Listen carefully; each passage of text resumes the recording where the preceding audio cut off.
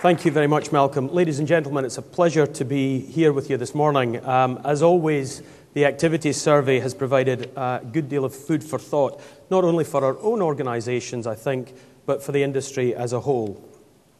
I was very pleased to accept Mike's invitation to bring an operator perspective to the results of the survey. As he led us through the key findings, they certainly resonated very strongly with me in terms of the opportunities and challenges my own organisation face.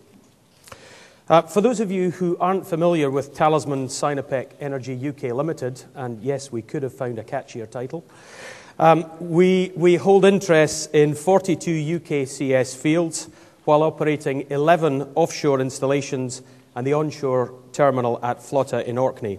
To put that into context, we operate more oil fields on the UKCS than anyone else. Our net production in 2012 was 52,000 barrels per day, and that was predominantly oil.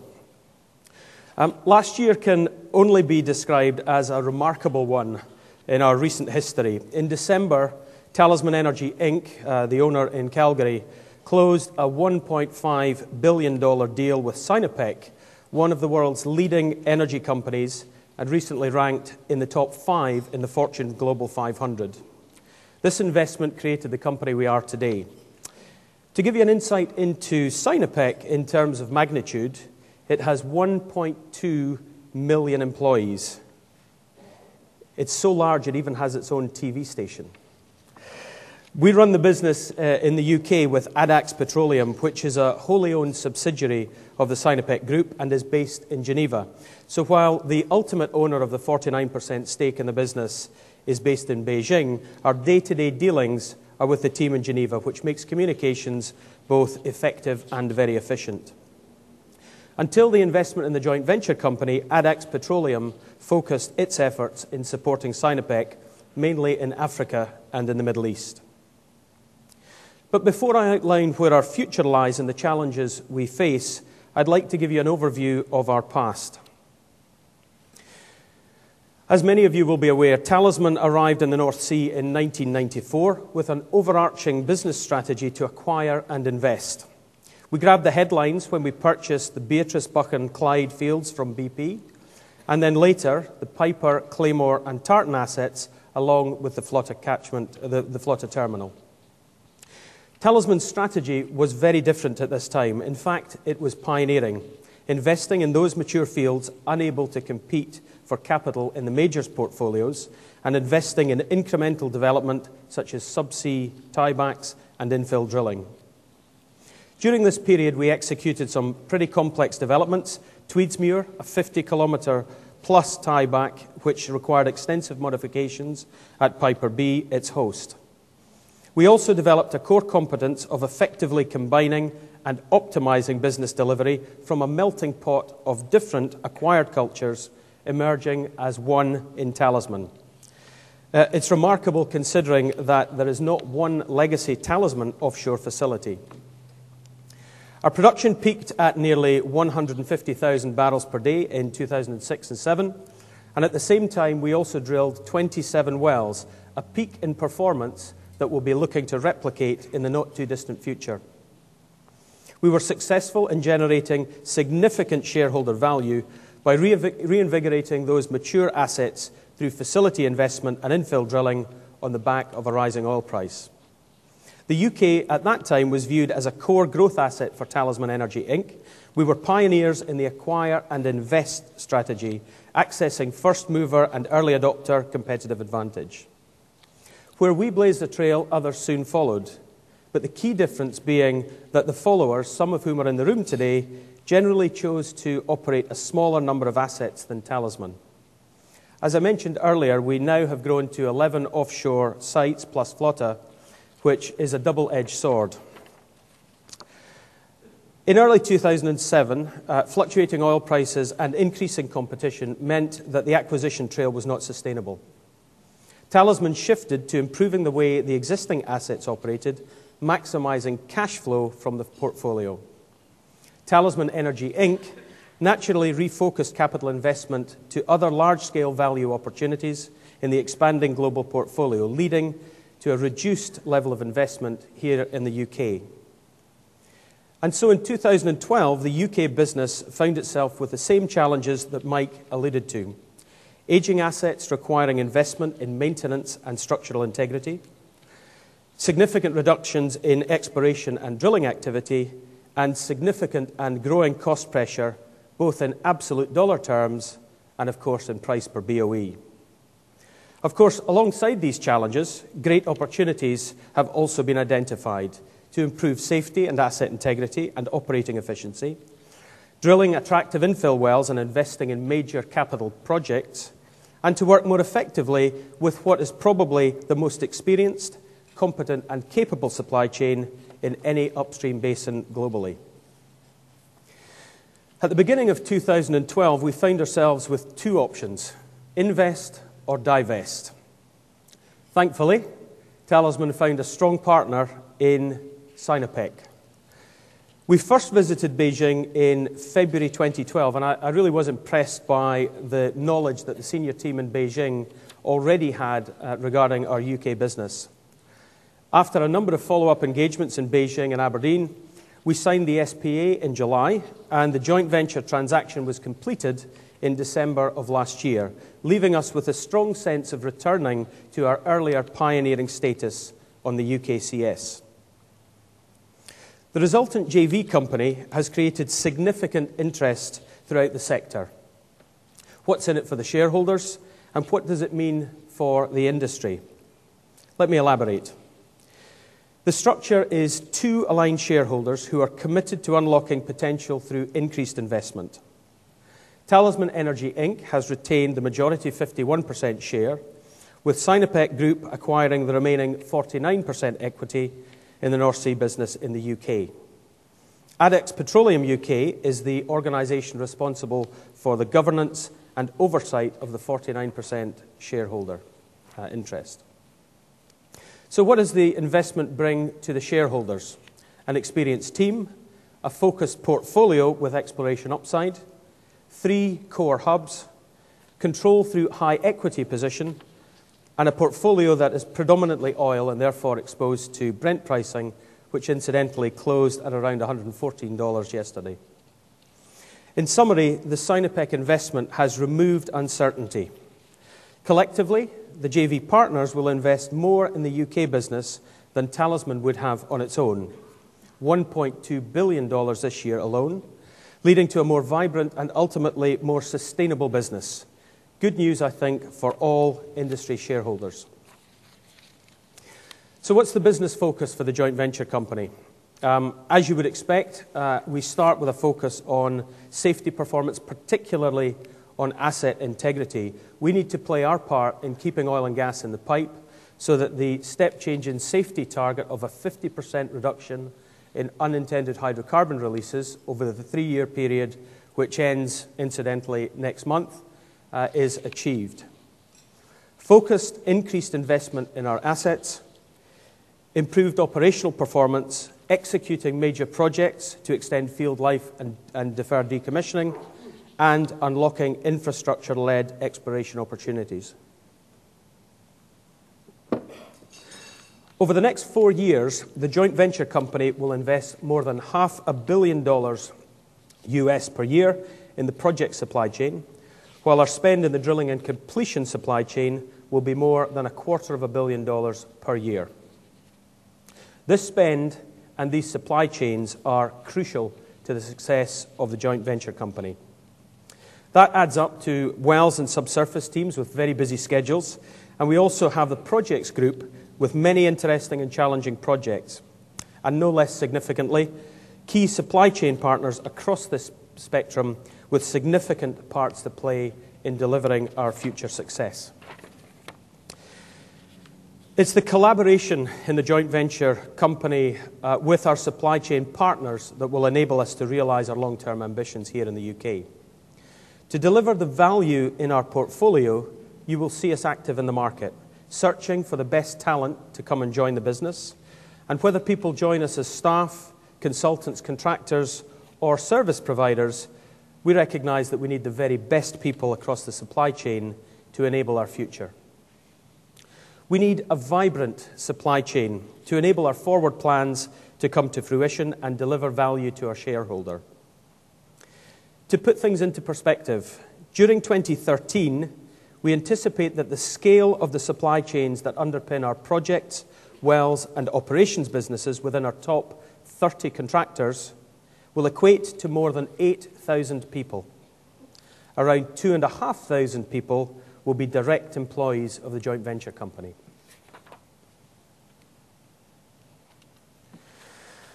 The next three observations from the survey that Mike talked about are hugely relevant for the joint venture company as well as the wider industry. Production declining by 13%, investment at its highest level in 2 decades, and supply chain and third-party costs continuing to rise. I'd like to bring one of our projects to life with this example, illustrating the key role that the brownfield allowance is playing in terms of enabling increased investment and subsequent value generation. In September last year, we became the first company on the UKCS to be awarded a significant brownfield allowance. This unlocked a huge part of Talisman Sinopec's future, enabling us to sanction a £1.6 billion Montrose area redevelopment known as MAR. MAR involves the integration of established fields and related infrastructure with 2 undeveloped fields, Cayley and Shaw, which incidentally were discovered through Talisman exploring in the UK business ourselves. Over recent years, the Montrose and Arbroath hub has seen a production decline of about 14% per annum and an increase of more than 20% in operating costs between 2010 and 2012. Without proactive intervention to positively impact both of these economic factors, near-term abandonment of the hub might well have been an outcome. The existing Montrose platform was originally installed in 1976 and is one of the oldest in the UKCS. With this new investment, Montrose and Arbroath will undergo significant modifications, including the development of a new bridge-link platform, or BLP, planned for installation in 2015. The development plan will also see the Cayley and Shaw fields being developed via subsea tiebacks to the BLP. A new modular rig is also planned for the Montrose platform to unlock additional infill opportunities. Overall, the project will unlock about 100 million barrels of reserves and is expected to start production in 2016, with gross incremental production peaking at around 36,000 barrels per day. As the graphic shows, the project extends the life of the hub beyond 2030, and this type of field life extension is critical medium and longer term as we add value, and I'm sure it's equally important for many people in the room today. Just as importantly, in wider value terms, keeping infrastructure such as MAR open for business provides and enables incremental opportunities for others. The scale of our 2013 supply chain has already been presented, but it's interesting to place the MAR project within the supply chain context overall. The project will create or support up to 2,000 UK jobs within the fabrication, construction, installation, subsea engineering and drilling sectors. This is excellent news, not only for the oil and gas industry, but for UK PLC. Now, for those of you who noted breakfast news yesterday morning, you will have seen a particularly well-informed commentator who said, "Our industry continues to contribute significantly to the wider UK economy." Back to MAR. 70% of the project's major contract spend has been committed to UK-based contractors. One example of this is the award of the £55 million jacket engineering, procurement and fabrication contract to offshore group Newcastle Limited. Many other UK-based contractors are also benefiting from MAR. The decision to sanction MAR is largely attributable to recognition from the government that a significant change was required in the fiscal regime to unlock further reserves on the UKCS. A high level of engagement with Treasury and DEC in relation to the introduction of this brownfield allowance, and frankly invaluable support from Oil and Gas UK, has enabled us to sanction this significant project. It's also very pleasing to hear a number of other operators sanctioning projects and, like ourselves, citing positive government intervention as being a key enabler to the investment decision. So, from an operator's point of view, we need to keep working very closely with Treasury and DEC to continue to unlock further reserves and to drive activity in the UKCS. The key issue, which is within our control, is to effectively enable optimised execution of these sanctioned projects. Execution in a way that enables future growth in activity levels. The hard work with our supply chain starts now. That's a bit of a history lesson in the distant and more recent past. I'd now like to look forward and consider how we might create a different future given current constraints. I wanted to outline what I think are the key challenges: improving recovery from existing fields, a rising cost environment, and exploration success rate. What should be the most simple and assured oil to recover is that behind pipe in existing reservoirs. A backdrop of ageing infrastructure means that continued investment in integrity and facilities is a priority if we are to keep our people safe and maintain the high site operating efficiency needed to economically recover these volumes. The supply chain plays a key role in this respect in terms of innovation, efficiency, and safety. These are all key contributors. I think we're fortunate to have an industry and be involved in an industry that is experiencing a significant resurgence in investment. Over the next 3 to 5 years, more projects will be sanctioned, and this bodes well for the future of the UKCS. But before we begin to think about delivery and execution of these future projects, we need to focus on those already sanctioned and in the execute phase today. To maintain an economic return, the industry must work together to ensure that rising costs do not render these opportunities uneconomic. In 2012, my company's supply chain spend was about $2.1 billion. This year, we expect to increase this by around 25%, and we anticipate further increases in 2014. The plan is for this increase in spend to be generated and premised on a growing activity set, a positive for the industry. But this positive might quickly evaporate if the visible imbalances in supply and demand that are apparent to all who care to look worsen in the short to medium term. The only outcome from this scenario is higher unit rates and a higher cost base for operators and contractors. My organisation has witnessed some significant requests for rate increases, with 15 to 20% annual increases commonplace. As an industry, we cannot continue to absorb large-scale cost increases without impacting current and future activity sets. Talisman Sinopec is committed to working with our supply chain partners. Ultimately, what we seek is to identify wasted or inefficient use of resource and then remove this waste from the cost base. This is not a profit conversation. As I've already said, we need a vibrant supply chain to enable success. The aim of this collaborative form of performance management is to enable mutual benefits to both the operator and the contractor of a reduced and more predictable cost base and improved margins. My aim is to seek a more innovative, cost-effective relationship and contractual solutions to maximise the basin's reserve potential. Our request to the supply chain is therefore twofold. We need you to bring more supply or enable more efficient use of existing supply, and to work with us in a way that optimises the use of scarce resource. Having worked in the supply chain, I know that that's not easy, but it is something that we must achieve. When UKOA became Oil and Gas UK in 2007, the number of operators, I think, was 24. There are now more than 50 operators who are members of Oil and Gas UK, and the net result of this is that contractors have more operators to deal with than ever before. But unfortunately, there appears to be less predictability around future demand. What we can be sure of is that this lack of predictability is on the increase. Can the operators help? Yes, absolutely. More predictability. Certainly my own organisation will be more predictable about our future demands in the supply chain. And it's my commitment that we will spend more quality time communicating more effectively with the supply chain too.